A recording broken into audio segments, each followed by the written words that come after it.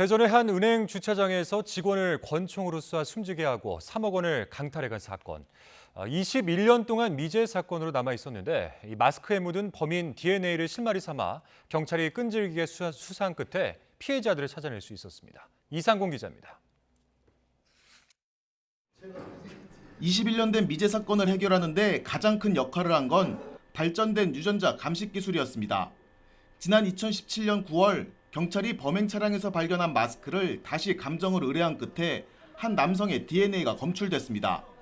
이 DNA는 지난 2015년 충북 불법 게임장 담배꽁초에서 나왔던 것과 일치했고 경찰은 5년 동안 게임장 관계자 등 15,000여 명을 대상으로 수사를 진행했습니다.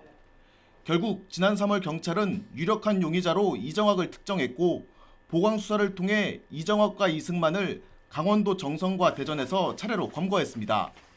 사건 발생 7,553일 만입니다.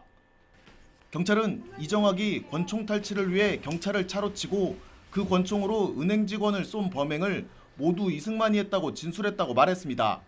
하지만 이승만은 범행을 강하게 부인하고 있는 것으로 전해졌습니다.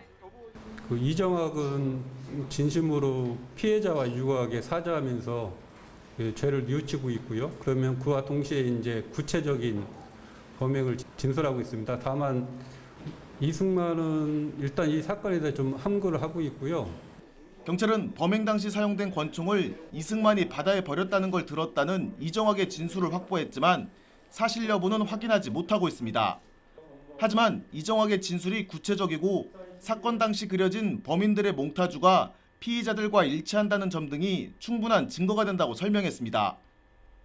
본 사건을 해결할 수 있었던 것은 DNA 과학수사의 눈부신 발전, 살인죄 공소시효 폐지 및 중요 미제 사건 전담 수사팀의 설치, 그리고 범인 검거를 절대 포기하지 않는 형사의 끈질긴 집념, 이 3박자가 서로 조화를 이루어 가능했던 것 같습니다.